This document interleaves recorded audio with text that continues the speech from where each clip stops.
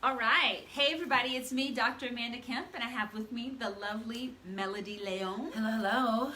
The founder of Blush Beautiful, or the owner of Blush Beautiful, and also the founder of Leon Consulting. Leon Consulting and Development.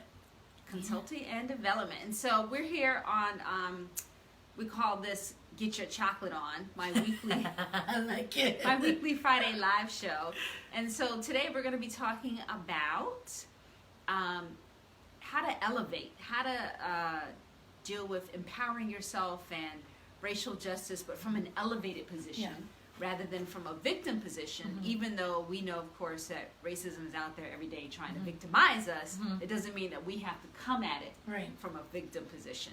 So we're going to talk about some of that, and because Melody is a beautiful makeup artist and hair lady, we're going to be doing some conversation also about our inner and outer beauty. Yeah, because for sure. I know that's your specialty. It is. That's what I love to focus on. So Melody, maybe you could just start us off by telling us about I don't know. So like, I see your hair is straight today. It is. My alter ego came out. Yeah. So I guess I kind of want to know, why do you have straight hair today? Usually Melody has like some real fierce curls. So talk to me about the hair. I know every once in a while I just like to switch it up. You know what I mean? Just do something a little bit different, and it's a lot easier for me with straight hair. Like, see this right here? You can't do that with curls. True. So sometimes I just like to spruce it up. I think a lot of times when we feel good on the inside, or on the outside, it does affect us on the inside. True. So sometimes just putting that extra couple minutes too. Well, this took more than a couple minutes, but sometimes that little bit of extra something just gives you a little lift, and then that shines through. So I just wanted a little something new. I think. I mean, I don't want to make everything deep, but that is. But that is a good I swim in point. the deep end, girl. Because you're right. When you do something on the outside, it can affect how you feel on the inside. So you straightened your hair, and for you, it gave you a little juice up, right? And we know that feeling like you have to straighten your hair takes your juice out. Yeah, I get that because, when I was younger, like I'm 36 now, but when I was like, I only embraced my curls, I want to say like, it's been like maybe 5 years. Wow. Like so 4 years ago, my hair was cut with clippers. Like, remember Toni Braxton? Like when she had the short with the curly on top? Yeah. So my hair was that short 4 years ago. Because You look cute like that. I can see it. I liked it. I'll show you a picture. Thank you. So it was, but I cut it all off because my hair was so damaged. Because I was always trying to straighten my hair. Always. And my hair was so damaged. And for me, I hated my curly hair. But also I didn't know how to, like, at that point, I hadn't found the right products. Yes, girl, put it on. Every time I get around Melody, I start feeling like, I need to beauty up a little bit. No, you are beautiful just the way you are. Okay. So I had damaged my hair. And then 31 years of straightening your hair had left it damaged. Yes. So you cut it all off. Cut it all off. And I was like, you know what? I'm going to embrace my hair. I'm going to grow it out. I'm going to find the right tools. And at that point, I had already found some products that worked for me. So I just started all over again, started fresh and embraced my hair. So it was about maybe four years ago. Wow. But before that, I really did not like my curly hair. I didn't like how ethnic it made me look because I'm mixed. Both my parents are half Puerto Rican. Yeah. But my dad is mixed with African American. So these curls have a little extra something to them, and yes, they do. So for me, I didn't, I didn't feel comfortable with that. Wow. I just felt like I really, and then even like my last name is actually, it's not Leon, it's Leon. Right. But I, assimilated. And I changed it to Leon. So then, and that came from the influence of my mom. My mom, we came here from Brooklyn. Yeah. Like literally the projects. I grew up in Coney Island. And when we moved to Manheim Township. In Lancaster. Which is like, there was only maybe 2 or 3 other families of color in the 90s when we came here. Yeah. My mom was very big on us assimilating. Oh yeah, for survival, protection. So, I damaged my hair trying to straighten it and make myself look more Eurocentric. Isn't that deep? How the straightening of the kink is also about whitening. What do they call? Have you ever heard this phrase? Is it called blanqueado? It's like this. There's a Spanish phrase for it, in Portuguese too. Oh, okay. And it all means about getting yourself whiter.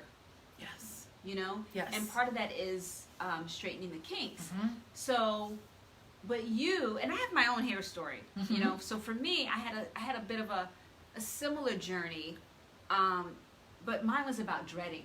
Yeah. At a certain point in my life, I decided that I was going to dread, and I was going to dread my hair as an act of defiance. To say, I wanted to say, and this was me in my early 20s, I want to say, don't even step to me if you can't deal with the dreads. Right.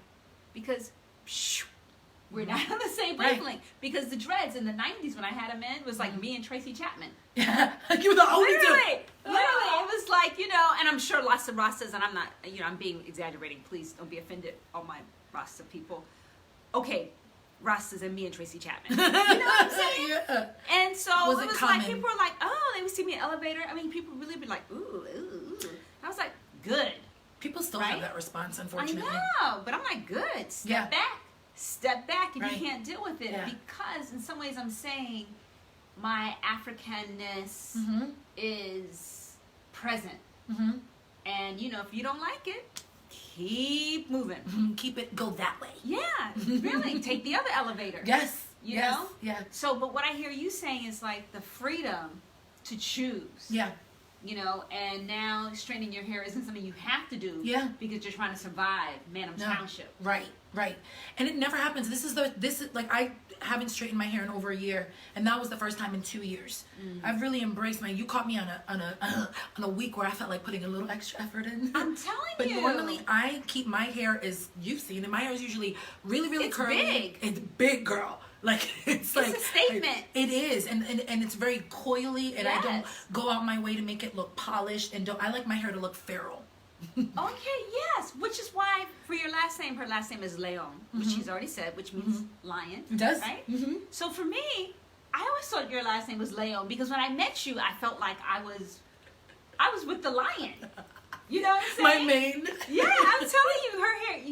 Yeah. So that's interesting. So when you straighten it though, and you said you could do that thing, tell me like, what's the feeling? Is it just like, what is the feeling of that? It feels like playing dress up. You know, like for me, I love, one of the things also too, like my wife and I have been together for a long time. Yes. And another thing is that like, I feel like visually it's really important to stimulate your partner with different looks. Just to keep it fresh, you know what I mean? So it is very like, it was playful and it felt like really, really fresh, but then it also adds like this little bit of flair where like she was like, oh, you look so different, you know what I mean? Sometimes it's just nice to spice things up a little bit. It was fun too. You gotta keep them on their toes. Yes. And you know what? I mean, do we want to have a spicy life or do we want to have a bland life? I like all the spices, I'm the hot telling sauce, you. the curry powders, all of that. Right. So to me, freedom is I don't have to have my hair dreaded, or I don't have to wear it, you know, coily. You know, freedom is being able to choose and do what I want to do, but not because society's telling me that I have to do a certain thing. Right. So that you know, and I'm saying this out loud because you know I have a daughter and she's been on this show and we've gone through various changes about her hair. I love her hair. She has such beautiful hair. She does. But she's had various attitudes towards it. So I don't want to be getting in her business, but I know that for a little bit, I feel like maybe I was, what's that word?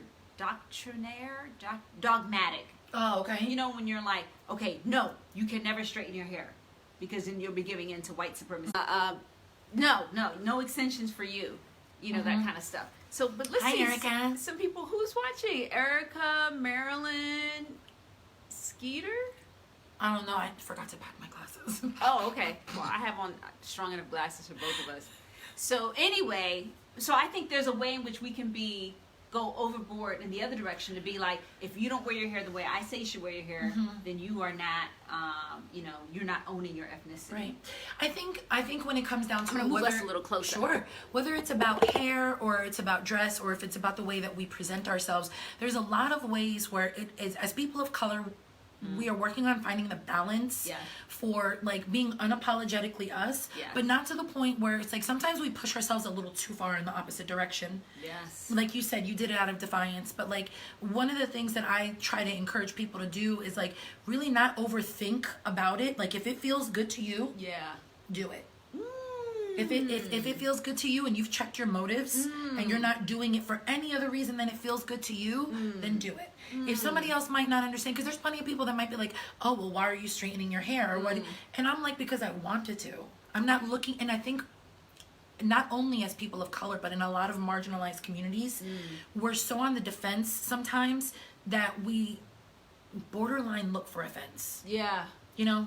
And some people absolutely look for offense. Well, yeah. And I mean, because we're wounded and we're angry, and so anything could make us feel more wounded and angry. Right. We haven't dealt with those wounds. Right. So, you know, for me, I feel like it's really important that we do deal with those wounds. Yeah. And then after we deal with those wounds, or as we deal with those wounds, be willing to make mistakes as we grow and figure out how that looks for us, so that we can show up authentically minus the wounds. Because when we're operating with the wounds at the forefront, we don't really get to be our best selves. People don't get to see the best version of ourselves because we don't really have access to that because we're kind of like this. You're right. You know? So we don't have joy. No. Right. You know, not the way that we could have joy. Right. Right. Yeah. Wow. Yeah. So all this from hair. Because we swim in the deep end, girl. Because we do. We do swim in the deep end. So, Melody, if people want to get to know more about you, tell us a little bit how they could, reach you online or what have you. Sure.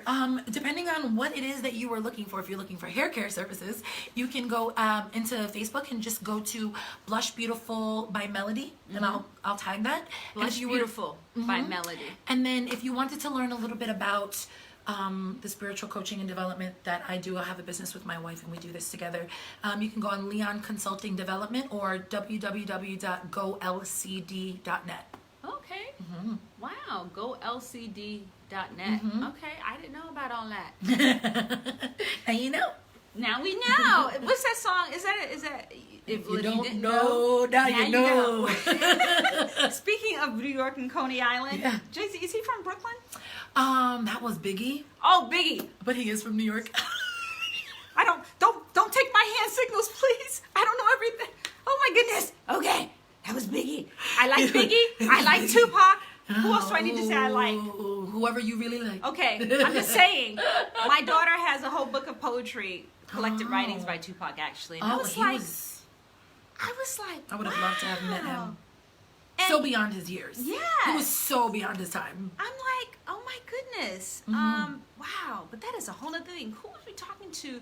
Oh, okay. So not right now, but when I'm back on again with my daughter, we're going to talk about the N-word and how different generations of black people feel about that word. Yes. And who can use it and all that kind of stuff. Because, honey, I have a very, very different opinion of it. Okay, wait, let's see. Erica, but don't you think that we want to do with what we want to do with our hair is shaped by what we see? Oh, yeah. See, I love it. That's what I love about Erica. She swims in the deep end, too. Yeah. I find that the more I'm exposed to something, the more it becomes part of my aesthetic. True. So if you see dreads, you might want dreads, but if you never see dreads, then you might just want straight hair. Yeah.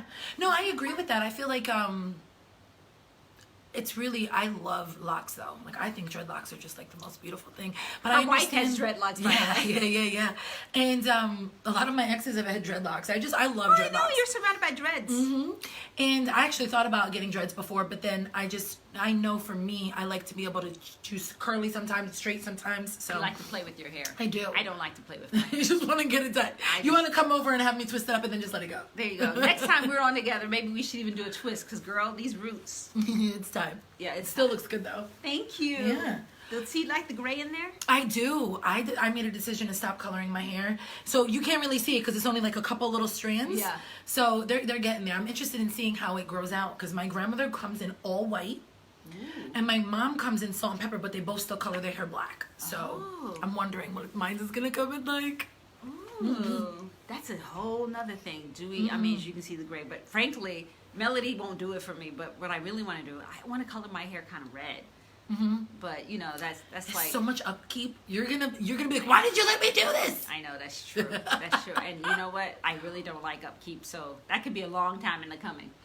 But did you want to say anything about what Erica was saying about it's what we're exposed to, and so how do we expose she's saying maybe we should expose ourselves to lots of different images. I don't know. What do you think about that? To expose ourselves to some examples of beautiful women. I absolutely agree. Hey, Shauna!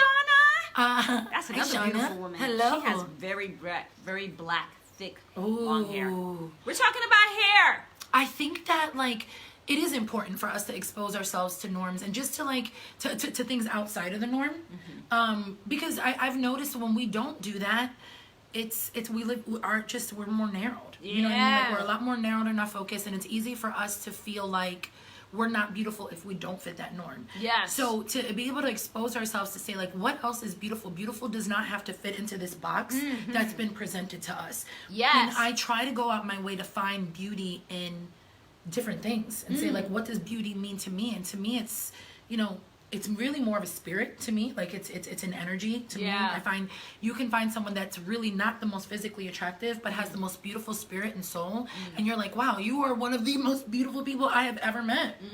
So I think it is important for our own soul growth too, to just like expand our horizons, not with just beauty, but just like think about like for me, it was really important when I came up from my household. I was raised, my grandparents raised me. My grandmother was Catholic and my grandfather was a santero. Yeah. Totally different, right? So one of the things that helped me was to expand my mind and study other religions. Yeah. So not only with beauty, but with like our spirit and other things, like expanding our mind and exposing us to ourselves to other things is going to help us to become a more well-rounded person and expand into areas of ourselves that we might not have before. And in that expansion, we can connect to people from a new place. Yes. So I think it is important to like expose ourselves to different things. Yeah, for sure. Yeah. I think what I'm thinking about is that this is also an opportunity to share with our viewers the kinds of media that we like to expose ourselves to. You know, that we think is healthy or that's going to keep your stuff broad rather than put you in the Beyonce train. And I'm specifically mentioning Beyonce because now it seems to me, okay, I'm getting controversial. Now it seems to me, that's all right. Now it seems to me that, you know, oh, Beyonce is super pro-black and, you know, she had that album and was wearing that kind of Black Panther outfit. But do you know how many girls grew up wanting that long Beyonce hair? Yeah. Wanting blonde hair? Yeah. You know, because of Beyonce? Yeah. Wanting her skin color? I mean, let's be real. So I feel like I was the opposite. I wanted brown skin. See? I always was like, can I get some chocolate on this skin? Yeah. And that is the show. By the way, we're at Get Your Chocolate On. So welcome. And so I feel like we need to make sure that we're deliberately exposing ourselves to other media besides like, you know, the mass media. Right. And to that end, is there something that you like? Is there a film or any other piece of media that you've read or looked at, consumed lately that helped to expand you? Ooh, let me think about that for a second. Because I've been so busy, I haven't been consuming a whole lot of media. Yeah. I will say this, though. Like, I did see the Super Bowl show. Oh, you did? I did. I didn't. What did you like? All of it. You loved it? The Super Bowl half show? Yeah. Yes. I was all about that half show. Like, first off, I need to know J-Lo's skincare routine. Oh, yeah. How is she 50 looking like that? That's true. My cousins were talking about J-Lo. OMG. And there was a young girl on there with her, right? Shakira. Yeah. She's another... Isn't she a teenager? No, girl. She's up there, too. Oh, my God. My aunt thought that she was like... No, Shakira's not young. I mean, she's not old. Wait, Shakira? Who had that song? Which one? Shakira. Oh, baby, when you... Yeah, exactly. Was that who it was? Yeah. Oh. Yeah, who else do you know that's working them hips like that? Girl. So I consume that media, and I'm like, for me, it was like, I liked it. It was definitely like a little bit more risque. But at the same time, like, I don't know. That's I really part like, of you. Yeah. You like that. I'm risque. There you go. I mean, we have this femininity. That's what I call it. We have this feminine, we have these bodies. We want to play with them. You want to play with your hair. You want to play with your, you know, all your stuff. And I think that it's really important for us to be able to say to ourselves, like, it's okay for us to own our sexuality in a way that works for us. Yeah. And it might not make other people comfortable. Yeah. But, you know, your sexuality is your sexuality. It's really not anybody else's business at the end of the day. So, you know, as long as you're, you know, like, they were performing they weren't teaching a kindergarten class. Like, it was appropriate for the setting. Yes. So I consume that, and for me it was really good because the last couple years that's been something that I've been trying to find in myself. After a history of sexual trauma, there was a long time where I didn't even let myself dress sexy because Yeah. I couldn't handle Yes. certain levels of, and it took a lot of healing for me to get to a place within myself where I could really own the fact that Yes. I am a sexual goddess. Yes. And that is okay. So for Wow. me, to seeing them owning their power, for me, that was like, it was really dope. Yeah. So that was probably the most recent media. And I really can't think of anything else. Well, that's plenty. Because I just want to pick up on this comment about owning our sexual power. So Melody said her age. So I'm like 20 years older than Melody. And one of the things that I have learned over time is that I have to dress in accordance with what my energy is for the day. Your energy is for Yes. the day. Agreed. So if I have the energy to be with my sexy and to invite to be with the responses to my sexy, Right. then I wear that. Girl, you're so on point. Right? Yes. So like my daughter, I don't know why I keep talking about her. Because she's awesome? Because she's awesome. But my daughter, I was like, okay, see, I don't think you have what it takes to wear that outfit. This is not me making a moral judgment, but Right. this is me saying, are you willing to invite that kind of response to you? And are you prepared to take it on? Right? Yes. Because that's a valid when you thing leave to your look at. house Right. in your outfit, you know, if you're not J-Lo, you're not Shakira, you don't have a ton of security, you have to walk out in the street as a woman, then you know, then you have to have the energy Yes. to be with what your ownership is going to project. Yes. Agreed. You know what I'm saying? Agreed. So I Yes. think we have to be conscious of that. And the second thing is J-Lo was at Super Bowl. You said she was in a kindergarten. Right. And again, this is me being in my 50s, right? Sure. I was at an award ceremony for high school students. And the outfits that many of the young high school student women wore, I was like, what happened? Like, I was like, somebody didn't tell them disco wear and award ceremony wear are two different things. Like, they're both fancy, but you emphasize different things. Sure. Because the outfit that emphasizes your, I don't know, your butt or your boobs or, you know, the midriff. Right. Like, to me, that's not an award outfit. Or at least Yeah, it's not for an sure. academic award outfit. Right, for sure. Where you want people to be, like, thinking about you Right. as an intellectual creative. Right. As opposed to, you know, thinking about you like, you know, I'm J-Lo, I'm Shakira, and Yeah. what you get is this whole crazy package that you want to fantasy about. Right. I think So also, I'm being the kind of conservative one in this thing right now. So no, that's just cool. put it But out I there. think as high schoolers also, like, these are that age is so impressionable, and a lot of these people are looking to like the J-Los and looking to the Shakiras, and they see the admiration they get, and a lot of people at that age especially really want admiration, so it sends the message, this is what you do to get admiration. But where's your mother? Why is your mother not telling? Because your mother bought that dress, I'm pretty sure. So why is your mother not telling you? Well, This that's- is lying. This is a. You know That's what I'm saying? exactly what my head says. Did your mom see you leave the house Right. with this on for this occasion? And but you know what? I don't know, because sometimes, I mean, you know, I grew up with my mom. I grew up with my birth mother. So, and you know, not everybody's mom is in a place. Right.